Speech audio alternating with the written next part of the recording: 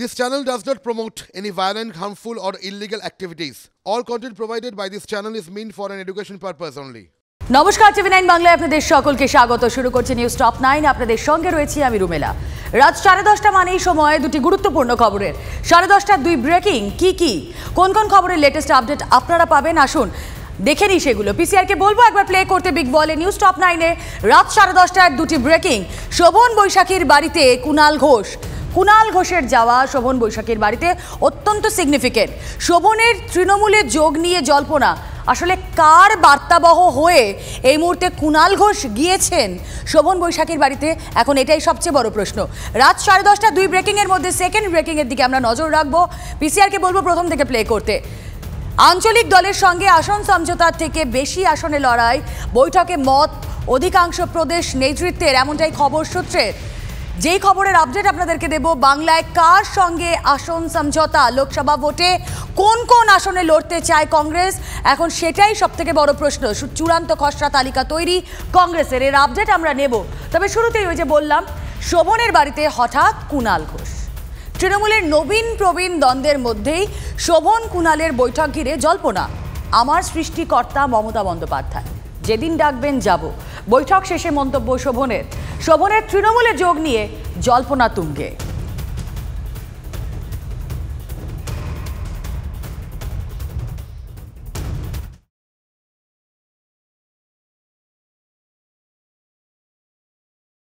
লোকসভা নির্বাচনের আগে রাজনৈতিক একটা জল্পনার পারদ চড়তে শুরু করেছে। তার কারণ তৃণমূল কংগ্রেসের মুখপাত্র কুণাল ঘোষ, তিনি পৌঁছে গেছেন গোলপার্কের ফ্ল্যাটে। দীর্ঘ প্রায় 3 ঘন্টার কাছাকাছি বৈঠক, এবং সেই বৈঠক শেষে সরাসরি টিভি9 বাংলার মুখোমুখি হয়েছেন বৈশাখী বন্দ্যোপাধ্যায়।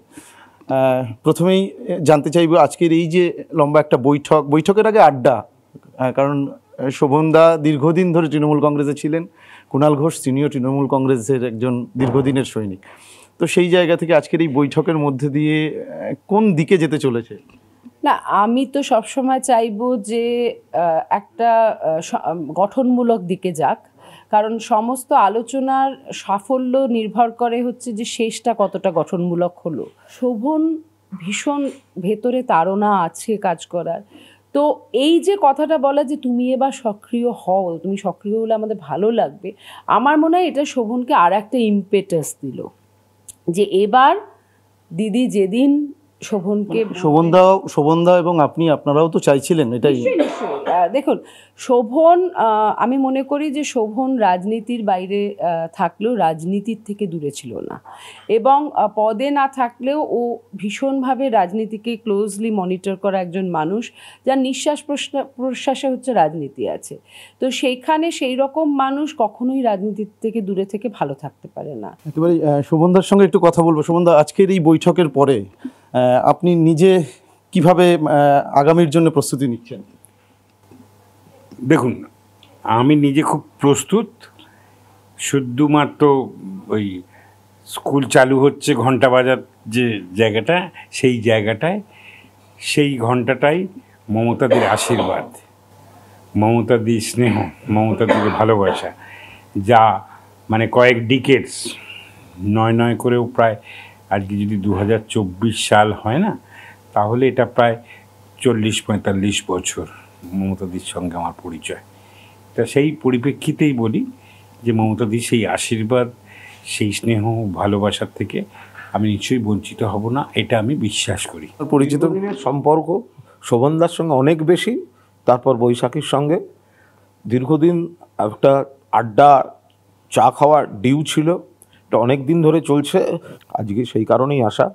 প্রচুর পুরনো কথা, অতীত এবং চারপাশ নিয়ে প্রচুর আলোচনা হয়েছে, আর আগামীর সিদ্ধান্ত নিয়ে কথা বলার এখতিয়ার আমার নেই, সেটা আমাদের সর্বোচ্চ নেত্রী মমতা বন্দ্যোপাধ্যায়ের, ওটা আমার এখতিয়ার বহির্ভূত।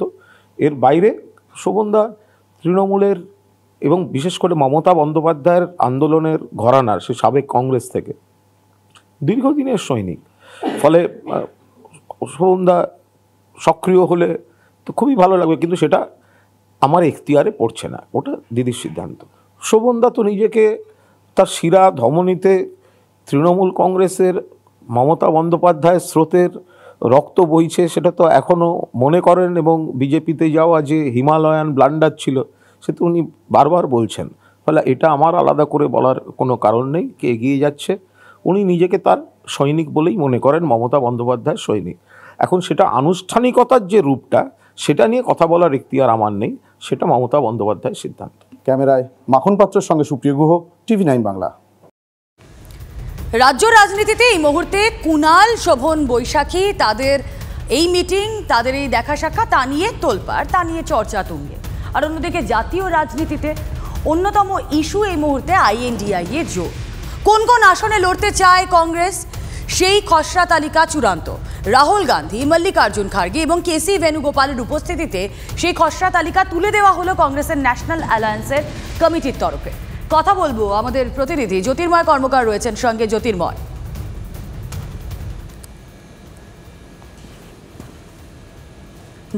শোনা যাচ্ছে না? জ্যোতির্ময়ের সঙ্গে যোগাযোগ বিচ্ছিন্ন হয়ে গিয়েছে। আরও একবার আপনাদের জানিয়ে রাখি, কোন কোন আসনে লড়তে চায় কংগ্রেস, সেই খসড়া তালিকা চূড়ান্ত। রাহুল গান্ধী, মল্লিকার্জুন খার্গে এবং KC বেণুগোপালের উপস্থিতিতে সেই খসড়া তালিকা তুলে দেওয়া হলো কংগ্রেসের ন্যাশনাল অ্যালায়েন্স কমিটির তরফে। যে কমিটি গঠন করা হয়েছিল, সেই কমিটির রিপোর্ট অত্যন্ত সিগনিফিকেন্ট বলে আমরা বলছিলাম।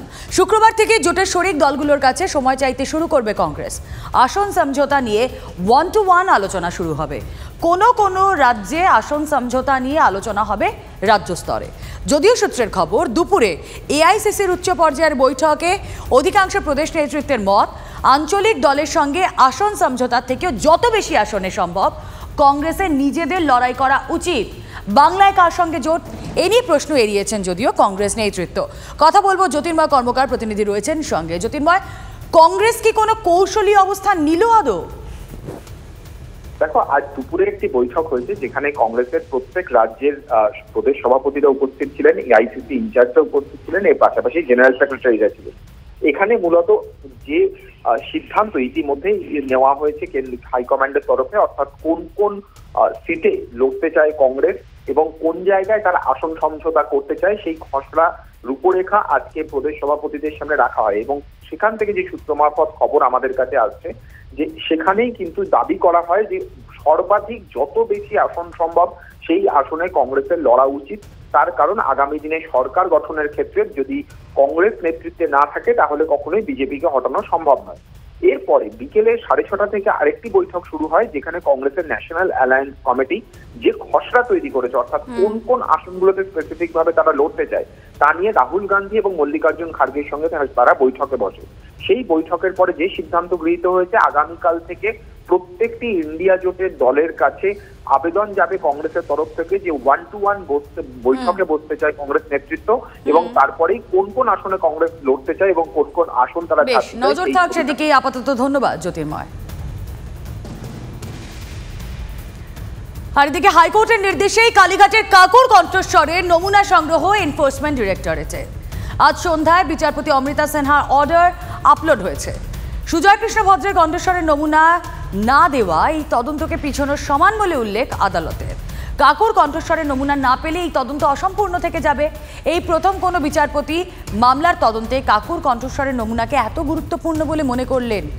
কণ্ঠস্বরের নমুনা পরীক্ষা করবে CFSL। গতকাল অমৃতা সিনহা এক হাত নেন SSKMকেও। MSVPকে নির্দেশ, কাকুকে হস্তান্তরে ঢিলেমি বরদাস্ত নয়। কোর্টের নির্দেশের পরই তড়িঘড়ি অ্যাকশন।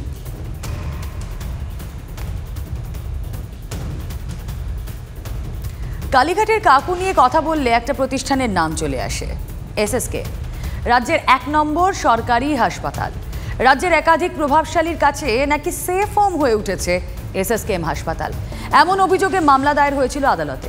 প্রধান বিচারপতি ডিভিশন বেঞ্চ যে কড়া পর্যবেক্ষণ দিল, তাতে রাজ্যের 1 নম্বর সরকারি হাসপাতালের বিশ্বাসযোগ্যতাই এখন প্রশ্নের মুখে। এটা বুধবার রাতের SSKM এর ছবি। প্রচুর মানুষ, পুলিশ, কেন্দ্রীয় বাহিনী, সাংবাদিক, আরও কত উৎসাহী চোখ। সবার নজর একজন মানুষের দিকে, কালীঘাটের কাকু। আর 5 জন রোগীর মতোই তিনিও ভর্তি ছিলেন, কিন্তু তাকে নিয়ে হাসপাতাল কর্তৃপক্ষের তৎপরতা প্রশ্নের মুখে। কাকুর অসুস্থতা নিয়েই তো প্রশ্ন। তদন্ত থেকে বাঁচতে নাকি হাসপাতালের বেড দখল করেছেন ভদ্র কাকু, এমনই অভিযোগ শোনা যায় বিরোধীদের মুখে। আর শুধু কাকুর ক্ষেত্রেই নয়, এমন অভিযোগ আরও একাধিক প্রভাবশালীদের বিরুদ্ধেও। এইসব অভিযোগ নিয়েই মামলা দায়ের হয়েছিল কলকাতা হাইকোর্টে। সেখানেই কড়া পর্যবেক্ষণ প্রধান বিচারপতির ডিভিশন বেঞ্চের। এসএসকেএমে প্রভাবশালীদের চিকিৎসা নিয়ে রিপোর্ট তলব করল হাইকোর্ট। কোন কোন প্রভাবশালী এসএসকেএমে ভর্তি, রাজ্যকে হলফনামা দিতে নির্দেশ। সুজয় কৃষ্ণ ভদ্রের শারীরিক অবস্থা নিয়েও রিপোর্ট তলব করেছে আদালত। 24শে জানুয়ারির মধ্যে এসএসকেএমের কাছে রিপোর্ট চাওয়া হয়েছে। যা শুনছি প্রভাবশালীদের জন্য তো আলাদা ওয়ার্ড বানাতে হয়। এসএসকেএমে প্রভাবশালীদের চিকিৎসা নিয়ে মন্তব্য প্রধান বিচারপতির। এসএসকেএম প্রভাবশালীদের সেফ হেভেন, অভিযোগ করেন মামলাকারী। কতদিন কী ধরনের চিকিৎসা লাগবে জানাতে হবে হলফনামায়। শিশুদের জন্য বরাদ্দ বেডে কেন সুজয় কৃষ্ণ, প্রশ্ন বিচারপতির।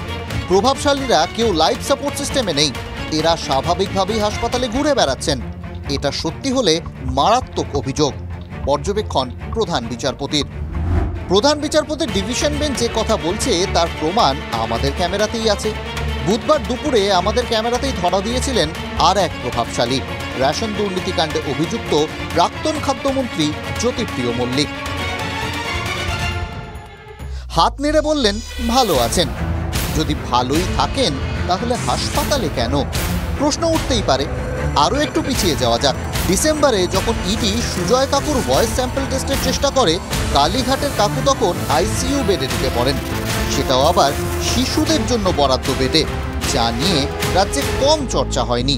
এটা নিরপেক্ষ এজেন্সি দিয়ে কোর্ট মনিটরিং তদন্ত হওয়া উচিত। মমতা ব্যানার্জি 4 ঘন্টা ছিলেন, কি চিকিৎসা করিয়েছে জানি না, বালু মল্লিকের সঙ্গে ইন্টারক্যামে কথা বলেছে এবং সুজয় কৃষ্ণ ভদ্রকে যাতে বের করানো না যায় এটা মমতা ব্যানার্জি, একে তাকে ধরে লাভ নেই। স্পাইনলেস কিছু মণিময়ের মতো চোর ডাক্তার আজকে এই অধঃপতনের জন্য দায়ী, আর নিগমের মতো কিছু করাপ্টেড আইএস অফিসার। এসএসকেএমের যারা পরিচালক তাদের এক্ষুনি সিবিআই ইডির দপ্তরে হাজির করিয়ে তাদের বিরুদ্ধে এখনই কেস রুজু করে তদন্ত করা উচিত। পরিকল্পিতভাবে শুধুমাত্র শাসক দলকে খুশি করার জন্য, মানুষের পরিষেবার জন্য যে হাসপাতাল, সেই হাসপাতালকে আজকে পার্টি অফিসে রূপান্তরিত করা হয়েছে। এসএসকেএমের উডবার্ড ওয়ার্ডটা হচ্ছে অপরাধীদের বিশ্রামাগার, এটা তো প্রমাণ হয়ে গিয়েছে। পশ্চিমবঙ্গে যে কটা গৌরবের বিষয় ছিল সব কটাকেই কলঙ্কিত করেছেন মমতা সাফল্যের সঙ্গে। এসএসকেএমের ইতিহাসে এই প্রথম কোর্ট মনিটরিং এই ধরনের কথা বা এগুলোর ডেটা চাইছে। যে আধিকারিকরা আছেন, ঐতিহ্যশালী যে প্রতিষ্ঠানের বদনাম আমার মনে হয় তাদের দ্বারাই হচ্ছে। আদালতের একটি প্রসেস, কেউ মামলা করেছিলেন তার উপর দাঁড়িয়ে আদালত বলেছে, তো ফলে এসএসকেএম হাসপাতাল নিশ্চিতভাবেই তার আইনত যেভাবে হাইকোর্ট বলেছে সেই মতো তাদের উত্তর দিয়ে দেবেন। আদালত ক্ষুব্ধ, বিরোধীরা তোপ দাগছেন, কিন্তু সাধারণ মানুষের কি হাল? 1 নম্বর সরকারি হাসপাতালে গিয়ে আম আদমির কি অবস্থা হয় সেটাও দেখুন। সুজয় কৃষ্ণ ভদ্র, জ্যোতিপ্রিয় মল্লিকরা হাসপাতালে আসেন, তারা এসি কেবিনে বেড পেয়ে যান। আর রিশলার বাসিন্দা পৌর, সেই বাসিন্দা পৌর আধার কার্ড আনতে পারেননি, সেই জন্য স্ট্রেচার জোটেনি। কষ্ট কি করে বলা যায় ওইটাই জানে, আমার যত কষ্ট আছে কেউ বুঝবে না। না না, এখানেই শেষ নয়, আরও আছে, শুনুন। উনি যা সুবিধা পাচ্ছে সেটা আমরা পাই না, কেন ওনার হাত আছে, আমাদের তো আর নেই। আমরা দিন রাত এসে পড়ে আছি এই ঠান্ডা ঘেটে, কারণ আমাদের পেশেন্ট এখনো ট্রলির মধ্যে আছে। এই জাস্ট আসলাম, আমাদের লোককে লাইনে ওইখানে আমি দাঁড় করিয়ে এসেছি, কিন্তু ট্রলির মধ্যে আমাদের পেশেন্ট আছে, এখনো অবধি কোনো চেক আপ ফেক আপ কোনো কিচ্ছু হয়নি। কুলতলির ছবি আপনারা দেখছেন। কুলতলিতে ফের বাঘের পায়ের ছাপ, লোকালয়ে বাঘের পায়ের ছাপ ঘিরে আতঙ্ক। গ্রামবাসীদের মাইকিংয়ে সতর্ক করছে পুলিশ। মইপিট উপকূল থানার পেটকুল চাঁদ এলাকায় পায়ের ছাপ, এলাকা ঘিরে রেখেছে বনকর্মী ও পুলিশ। এলাকায় যান কুলতলি থানার আইসি ও মইপিট উপকূল থানার ওসি। কুলতলির beat officer. রাতে জাল দিয়ে ঘিরে ফেলা হয়েছে এলাকা। কিছুদিন আগেই আপনারা দেখেছিলেন এই কুলতলিতেই বাঘের আতঙ্ক ছড়িয়েছিল, আবারও মইপিঠে সেই বাঘের আতঙ্ক। রাতে জাল দিয়ে ঘিরে ফেলা হয়েছে এলাকা। কুলতলির মইপিঠে ফের বাঘের ছাপ ঘিরে আতঙ্ক ছড়িয়েছে এলাকাবাসী। বাঘের পায়ের ছাপ কখন দেখেছেন? আমি যখন মার্কেট থেকে আসি তখন 12টা 18, তখন দুটো বাচ্চা দাঁড়িয়েছিল, বাঘের পায়ের ছাপ দেখে নামলাম, নেমে দেখলাম প্রকৃত বাঘ। আমি চিতুড়ি ফরেস্টারে ফোন করলাম, ফোন করতে সাহেবরা এলো, এসে চেক করলো, চেক করার পর দেখলো প্রকৃত বাঘ। ফরেস্টারের স্টাফ নিয়ে এলো, বনকর্মীরা এলো, তো চেকিং করার পরে দেখলো যে হ্যাঁ প্রকৃত বাঘ এসছে এখানে। গ্রামবাসী সব আতঙ্কের মধ্যে আছে।